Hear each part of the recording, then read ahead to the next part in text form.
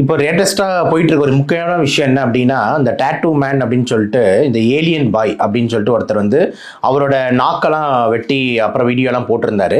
Plus இவர் வந்து பார்த்தீங்கன்னா இன்னொருத்தவங்களோட நாக்கையும் வந்து வெட்டுற மாதிரி வந்து ஒரு லைவ் வீடியோ வந்து பதிவிட்டு இருந்தாரு. லேட்டஸ்ட்டாக போலீஸ் கூட அவர் அரெஸ்ட் பண்ணியிருந்தாங்க. சரி, இந்த மாதிரியான இது பேர் பாடி மாடிஃபிகேஷன் வேறு சொல்கிறாங்க. இந்த பாடி மாடிஃபிகேஷன்லாம் பண்ணுறது சரியா, டாட்டூ போடுறது சரியா, இதனால் வந்துட்டு ஏற்படக்கூடிய விளைவுகள் என்ன, இல்லைனா வந்து இதெல்லாம் பண்ணலாம் தானா அப்படின்றத ரொம்ப இம்பார்ட்டண்டா விழிப்புணர்வு இந்த ஃபியூச்சர் ஜெனரேஷனுக்கு கொடுக்கணும் இந்த வீடியோ மூலமா நினைக்கிறேன். வாங்க வீடியோல செல்லலாம்.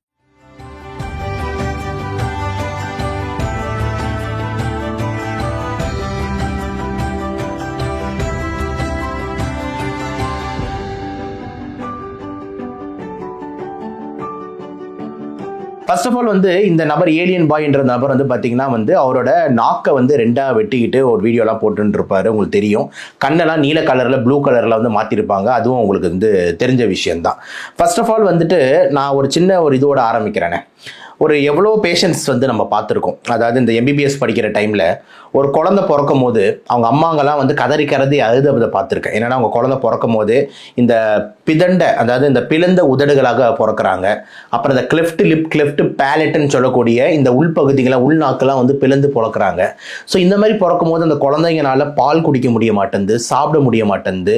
அந்த குழந்தைங்க வளர்ந்தா வந்து அந்த வார்த்தைகளை உச்சரிக்க முடிய மாட்டேங்குது, நார்மலாக நம்ம பேசுகிற மாதிரி பேச முடிய மாட்டேங்குதுன்ட்டு பல அம்மாக்கள் வந்து பார்த்தீங்கன்னா எவ்வளவோ அழுது, கடவுளே ஏன் என் குழந்தை இப்படி படைச்ச அப்படின்ற மாதிரி வந்து ஒரு ஆங்கிள் வந்து இருக்கு.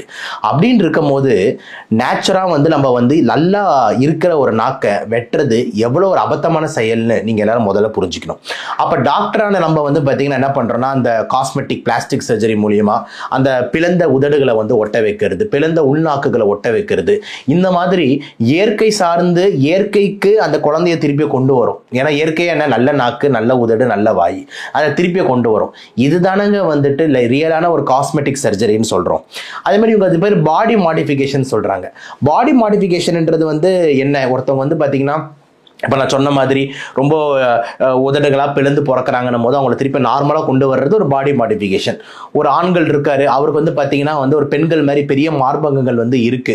அதை வந்து அவர் வந்து கூச்சப்படுறாரு, ஒரு கோயிலோ இல்லை எங்கேயாவது ஒரு ஃபங்க்ஷனுக்கு போகும்போது திடீர்னு சட்டையை கட்டிட்டு உட்கார முடியலன்றாரு. அப்பா வந்து அவருக்கு இருக்கிற அந்த எக்ஸ்ட்ரா ஃபேட்டு சதையெல்லாம் எடுத்து ஒரு ஆண்கள் மாதிரி ஒரு ஃபியூச்சரை கொண்டு வர்றது, அது ஒரு நல்ல பாடி மாடிஃபிகேஷன்.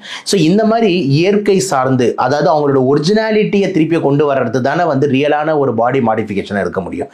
நல்லா இருக்கிற ஒரு உறுப்பை கட் பண்றது பேர் வந்து என்னங்க, அந்த உறுப்பை நீங்க ஊனம் செய்யறதுன்னு அர்த்தம்.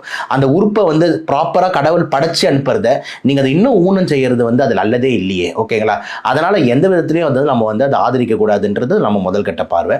ரெண்டாவது வந்து பாத்தீங்கன்னா, இவர் பண்றது மட்டும் இல்லாம இவர் வந்து பாத்தீங்கன்னா இன்னொருத்தவங்களுக்கு போய் பண்ணி விடுறாரு. என்னன்னா அந்த நாக்க ஒரு ஃப்ரெண்டுக்கு கட் பண்ணி விடுறாரு. அந்த வீடியோ பார்த்து நிஜமாலே பயந்துட்டேன். இந்த மாதிரி விஷயங்கள் வந்து தயவு செஞ்சு யாரும் வந்துட்டு முயற்சி பண்ணாதீங்க. இப்போ எக்ஸாம்பிள், நான் ஒரு டாக்டர், எம்பிபிஎஸ் முடிச்சுட்டு எம்டி முடிச்சுட்டு டிஎன்பி இதெல்லாம் முடிச்சிருக்கேன். ஆனாலும் அறுவை சிகிச்சைன்னு வரும்போது நான் என்னோட ஃப்ரெண்டு ஜெனரல் சர்ஜனுக்கு தான் அனுப்புறேன்.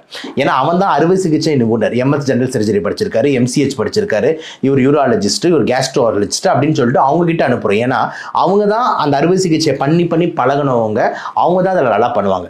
எம்டி, நான் எம்பிபிஎஸ் எம்டி பண்ணியிருக்கேன்றதுக்காக நான் போய் இங்கே சர்ஜரின்றது பெருசாக பண்ணவே மாட்டேன். ஓகேங்களா? ஏன்னா நான் வந்து டாக்டர் ஆஃப் மெடிசன், அவங்க தான் டாக்டர் ஆஃப் சர்ஜரி அப்படின்றதுனால அறுவை சிகிச்சை. அப்படிப்பட்ட அறுவை சிகிச்சை அவங்க பண்ணும்போது கூட அவங்க யாரும் தனியாக பண்ணுறது இல்லைங்க. அவங்க என்ன பண்ணுவாங்க, அந்த அறுவை சிகிச்சை அவங்க பண்ணும்போது அவனோட அசிஸ்டண்ட்டை கூட வச்சுப்பாங்க, சிஸ்டருங்க கூட இருப்பாங்க, மயக்க டாக்டர் அனஸ்தட்டிஸ்ட் கூட இருப்பாரு.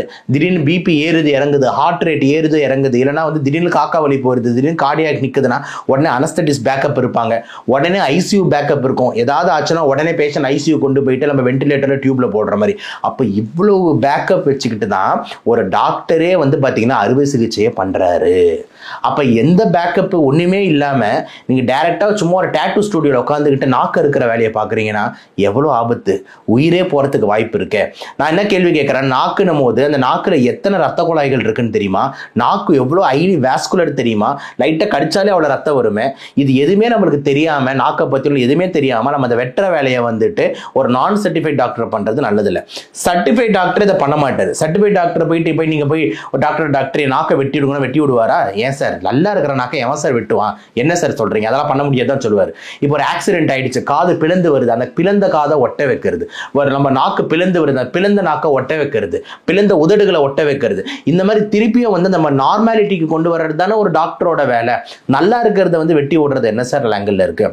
அதனால இதை நம்ம வன்மையாக கண்டிக்கிறோம். இவங்கெல்லாம் வந்து யாரை குருநாதராக வச்சிருக்காங்க? இந்த ஏலியன் பாய், நம்ம தமிழ்நாடு ஏலியன் பாய் யாரை குருநாதர்னு சொல்றாருன்னு பார்த்தீங்கன்னா, பிளாக் ஏலியன் ஒருத்தர் சொல்றாரு. அவரோட போட்டோ முடிஞ்சா நீங்க கூகுள் பண்ணி பாருங்க. அந்த பேயின்னு சொல்லுவோம்ல, பேய் கூட அழகா இருக்கும், இவர் பேயோட மோசமா இருக்காருங்க. பேய்க்கு வந்து பார்த்தீங்கன்னா வந்து இவர் வெள்ளைக்காரர், இவர் போயிட்டு கருப்பு இங்கு ஃபுல்லா உடம்பு ஃபுல்லா அந்த டாட்டூ போட்டுட்டு இந்த உதடு இருக்குல்ல, இந்த மேல் உதட வெட்டிட்டாருங்க. மேல் உதட வெட்டிட்டு டேரக்டா பல்லு தான் தெரியுது, 2 காதை வெட்டிட்டாரு, மூக்கை வெட்டிட்டாரு, டைரக்டா அந்த எலும்பு தான் தெரியுது. பார்க்கவே பயமா இருக்கு. கேட்டா பாடி மாடிஃபிகேஷன்ன்றாங்க. 5 விரல் வச்சு கடவுள் படைக்கிறாரு, இதுல 2 விரலை வெட்டிட்டு 3 விரலோட சுத்திட்டு இருக்காரு. கேட்டா நான் ஏலியன்ன்றாரு. நம்ம தமிழ்நாடு ஏலியனுக்கு வந்து பாத்தீங்கன்னா இந்த ஃபாரின் பிளாக் ஏலியன் தான் குருநாதர்ன்றாங்க. இதெல்லாம் வந்து பாத்தீங்கன்னா நம்ம சமுதாயத்தை எங்கெங்க கொண்டு போய் சேர்க்கும். அதனால தயவு செஞ்சு நான் என்ன சொல்றேன்னா, ஃபியூச்சர் ஜென்ரேஷன்ஸ் வந்து சில பேர் இருப்பாங்க, இந்த ஏலியன் பாய்க்கு நிறைய வியூஸ் வருது, இந்த ஏலியன் பாய்க்கு வந்து பாத்தீங்கன்னா நிறைய லைக்ஸ் வருது, அப்ப நம்மளும் வந்து பாத்தீங்கன்னா ஏதாவது ஃபேமஸ் ஆகணும், அப்ப நம்மளும் ஏன் மூக்கை வெட்டிக்க கூடாது, நம்ம ஏன் விரலை வெட்டிக்க கூடாது, நம்ம ஏன் நாக்கை வெட்டிக்க கூடாது அப்படின்ற மாதிரி வந்துட்டு சில யங்ஸ்டர்ஸ் வந்து ஒரு தவறான வழியில இதை மாதிரிலாம் பின்தொடர்றதுக்கு வாய்ப்பு இருக்குன்றதுனால தயவு செஞ்சு அதெல்லாம் வந்து போகாதீங்கன்றதான் நம்மளோட ஸ்டாண்டா இருக்கு. அப்ப இந்த யங்ஸ்டர்ஸ்லாம் எந்த ஆங்கிள் போகணும்? இப்போ ரீசெண்ட் நியூஸ் பாருங்க, நம்ம குகேஷ் சென்னை, நம்ம செஸ், நம்ம தமிழ்நாடு சேர்ந்தவர், செஸ்ல வந்து பார்த்தீங்கன்னா வேர்ல்டு சாம்பியன் ஆகிட்டு வந்திருக்காரு. அப்போ இது எவ்வளோ ஒரு பெருமைக்குடியான விஷயம். தமிழ்நாட்டுக்கு பெருமை, இந்தியாவுக்கு பெருமை, நம்ம நாட்டுக்கே பெருமை அப்படின்னும் போது ஒரு சின்ன இளம் வயசு யங்கஸ்ட் செஸ் சாம்பியன் அடிக்கிறாருன்னும் போது நம்ம மனசுக்கு ரொம்ப நிறைவா இருக்கு. இந்த மாதிரி ஆங்கிள் தான் நம்மளோட ஃபியூச்சர் ஜென்ரேஷன் போனமே தவிர யாருமே வந்து பார்த்தீங்கன்னா இந்த மாதிரி பாடி மாடிஃபிகேஷன் என்ற பேரில், அது பேர் பாடி மாடிஃபிகேஷன், பாடி ஊனமை ஆக்குறன்ற மாதிரி வந்து நீங்க இறங்குறது தப்பே, ரொம்ப ரொம்ப பெரிய தப்பு. இன்னொரு விஷயம் வந்து திருப்பி இன்னும் 2 நிமிஷத்துல, இந்த டாட்டூ கலாச்சாரம் அப்படின்ற மாதிரி ஒன்று போயிட்டு இருக்குங்க. இந்த டாட்டூ கலாச்சாரம் சரியா தவறா அப்படின்ற மாதிரி எடுத்துக்கிட்டீங்கன்னா ஓப்பனாக நம்ம பார்வையை வைப்போமே, டாட்டூஸ் போடுறதுன்றது நான் எனக்கு தெரிஞ்ச தனிப்பட்ட பார்வையோட தப்பு ஒன்றும் கிடையாதுங்க. ஏன் சொல்கிறேன் அப்படின்னா, நான் போட்டிருக்கேன்னா பார்த்தீங்கன்னா சத்தியம் நான் அதுவும் போடல, பட் ஆனால் மெடிக்கலாக சொல்கிறேன். ஏன்னா டாட்டூன்றது வந்து பார்த்தீங்கன்னா ஆதி காலத்துலேருந்தே இந்த டாட்டூன்றது போட்டுக்கிட்டு தான் இருந்தாங்க. பாருங்கள், அந்த காலத்தில் பச்சை குத்துறதுன்னுவாங்க, அவங்க பொண்டாட்டி பேரை பச்சை குத்திருப்பாங்க, இல்லைன்னா அவங்க குலதெய்வத்தோட உருவத்தை ஏதோ பச்சை குத்திருப்பாங்க. இதுதான் நம்ம நவீனத்தில் வந்து டாட்டூ அப்படின்ற மாதிரி நம்ம சொல்கிறோம். ஆனால் இந்த இடத்துல நான் எங்கே ரொம்ப கேர்ஃபுல்லாக இருக்கணும் அப்படின்ற மாதிரி சொல்கிறேன்னா, டாட்டூ போடுறது பிரச்சனை இல்லை, ஆனால் டாட்டூ யார் போட்டு விடுறான்றது தான் இங்கே பெரிய மேட்டர். டாட்டூ எங்கே போடுறீங்கன்றது தான் பெரிய மேட்டர். ஏன் சார் இப்படி ஒரு கேள்வியை நீங்கள் வைக்கிறீங்க அப்படின்ற மாதிரி கேட்டிங்கன்னா, அதுக்கு ஒரு உதாரணம் உங்களுக்கு சொல்கிறேன்.